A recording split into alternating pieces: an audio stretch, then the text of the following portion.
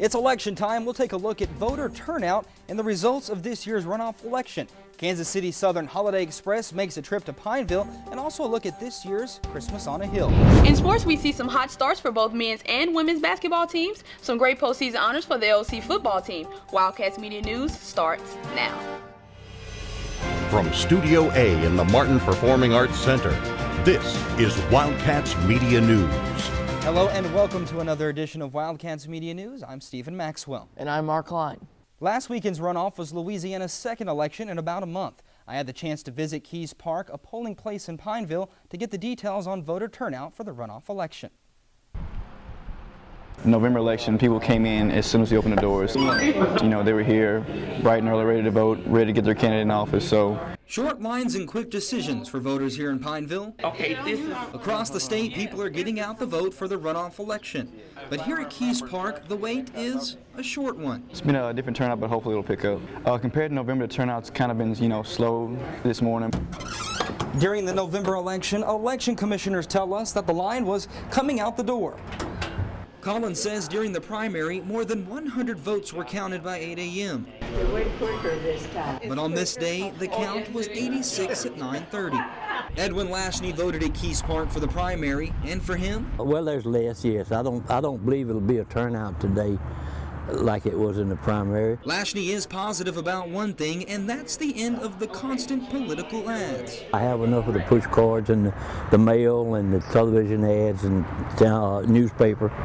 Enough now. Let's get it over with and move on. That in order to kind of be able to have an opinion, you need to vote and voice your opinion. Even with a lower turnout, Andrew Magel is making his voice heard. A way for him to make a difference. You have complaints about the way things are going or the way your community is being run. The only way you can really voice those complaints is through voting. According to the Louisiana Secretary of State website, across the state, early voting is down from the primary by nearly 14,000 votes. Now let's look at the results from the runoff. For U.S. Senate, Republican Dr. Bill Cassidy defeats Democratic incumbent Mary Landrieu with 57% of the vote. Landrieu held the seat for 18 years. Cassidy's win gives Republicans a 53-46 advantage in the new Senate that goes into effect this January.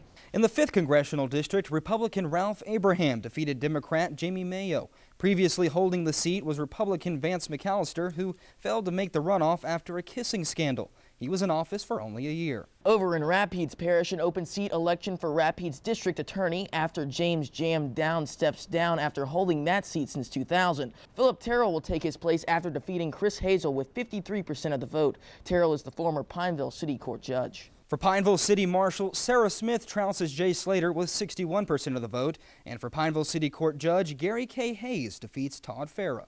LC students took to the streets to raise awareness for the homeless. Social work students held up cardboard signs with homeless statistics written on them as a way to raise awareness for those in need. Students were in 4 different locations around Alexandria, including Kroger, Target, and Walmart. The Central Louisiana Homeless Coalition put on the event.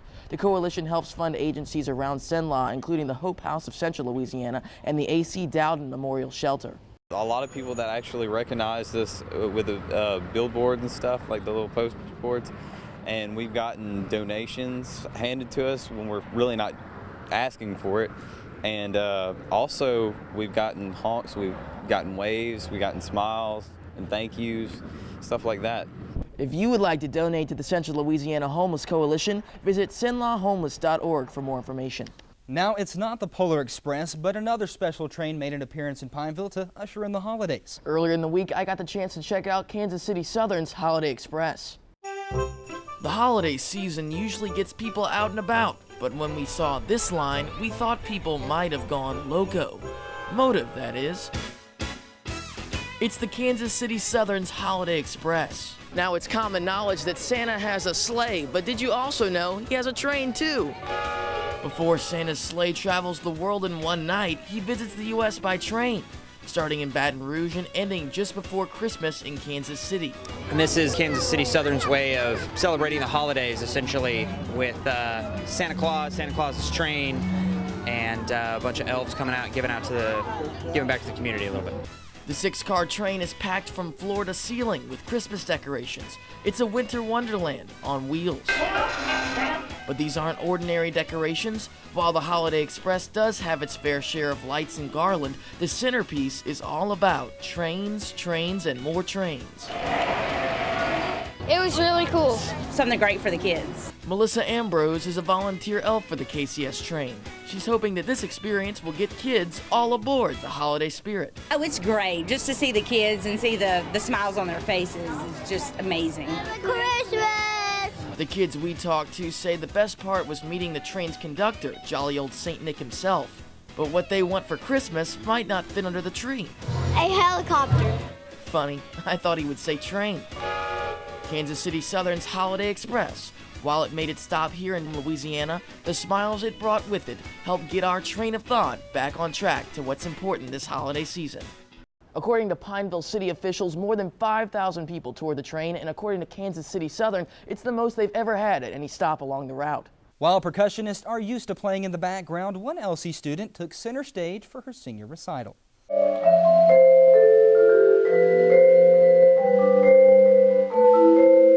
Kelsey Ingham is a music education major from Seattle, Washington. She plays many instruments but spotlighted her percussion talents during her recital. Throughout the night, Ingham switched between 4 instruments and played one in a way you wouldn't expect.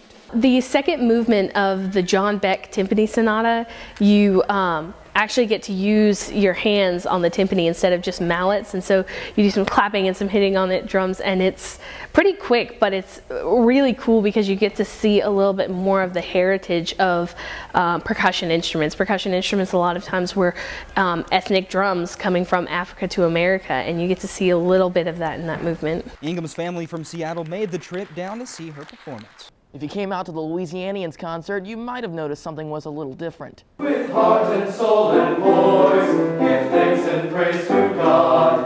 Give thanks and praise, give thanks and praise. In addition to the new students in the group, there's also a new director, Chris Turner. Turner is an LC graduate, and like former director Dr. Fred Gilbert, he sang with the Louisianians as a student at LC. Gilbert led the group for years, and members say his shoes are big ones to fill. It's much different, especially with the loss of Doc.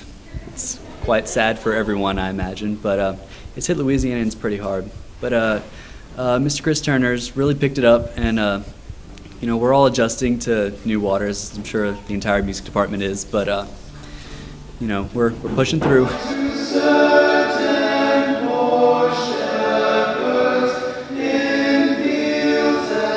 Louisianians also performed during Christmas on the Hill. It's been called Elsie's Christmas gift to the community.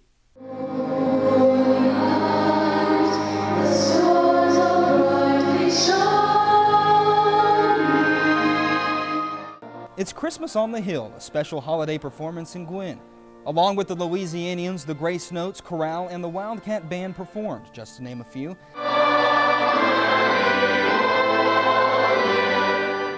The event wrapped up by inviting everyone to sing along to Christmas carols. It's that time of year once again, do or die for some of us here. Check out the final schedule on lacollege.edu. We leave you now with the sights and sounds of Elsies Christmas on the Hill. Coming up next is sports with Karylon Thornton. We'll be right back.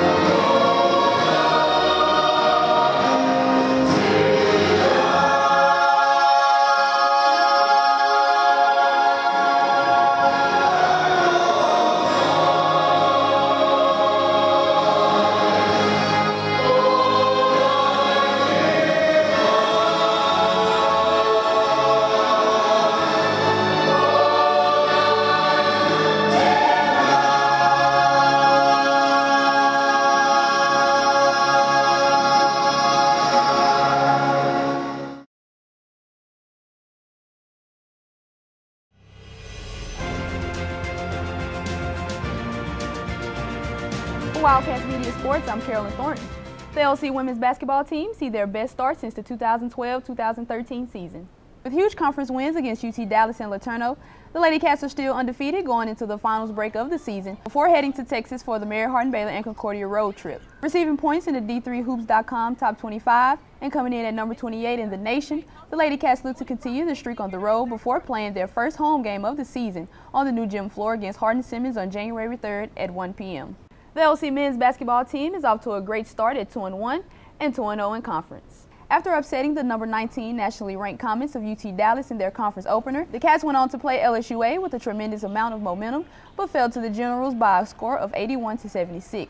Putting the loss behind them, the Cats went on the road for a conference matchup in Longview against Laterno, pulling out a huge victory 68-63 behind juniors Kevin Lewis and Anthony Gaines Jr., who had stat lines of 21 points and 13 points, 8 rebounds, and 3 steals respectively. The Cats will go on the road next week to face Mary Hardin-Baylor and Concordia to finish off before the new year, where they will face the number 1 team in the ASC of Hardin-Simmons on January 3rd at 3 p.m.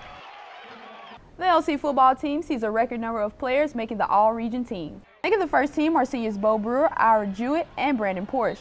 Senior safety Shaq Lewis makes the second team, and sophomore CJ Hawkins makes the third team, along with Ira Jewett as a return specialist. Senior Ira Jewett was also named first-team All-American as an all-purpose player. Jewett is the first Wildcat to receive the honor since Jordan Rito in 2009. And that's a look at sports. Stephen and Mark will be with you right after this.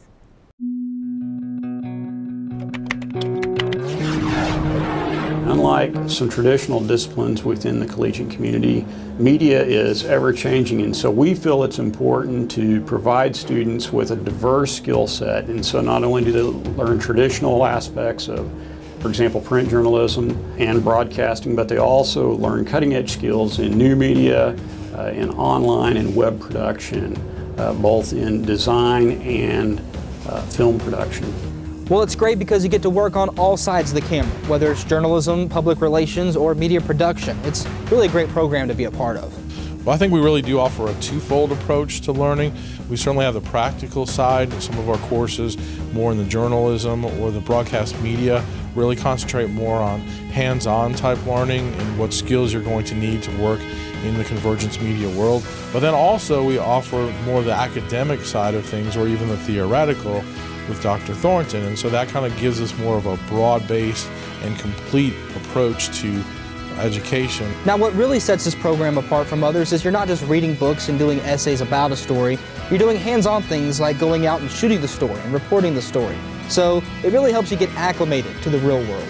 And you have professors who take time out of their day to show you how to do things, and so not only are you getting that hands-on experience, you're also having the personal approach to education that the professors provide. Well, unlike a lot of colleges, at Louisiana College, a student can get the opportunity to jump in and do what they love to do or what they want to do right off the bat. So what is Convergence Media? In an ever-changing media environment, it's important that programs change with it. But one thing that never changes from our perspective is that students always remain a name, not a number.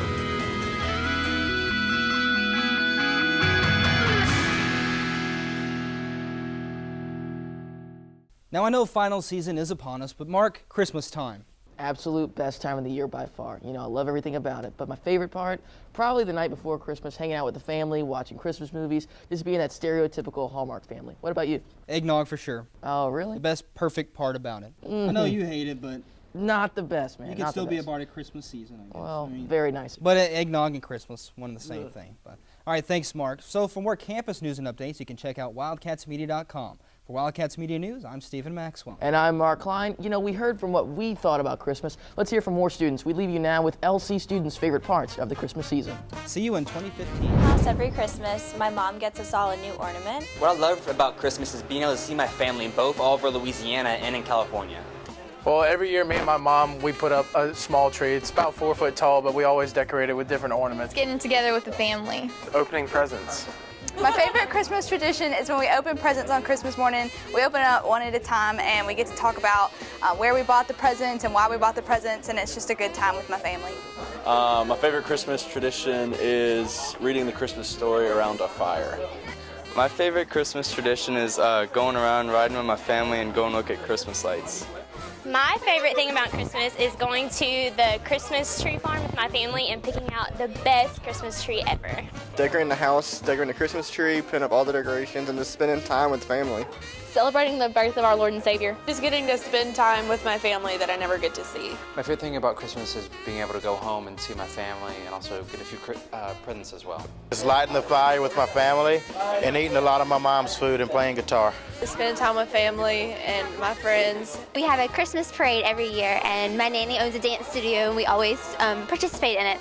And then after, we all get in the back of the trailer and we get hot chocolate and we drive around as a family looking at Christmas lights and just talking about what we're thankful for. Seeing my godkids and spending time with my family and eating lots of macaroni and cheese. And going to my grandma's house and eating cinnamon rolls for breakfast.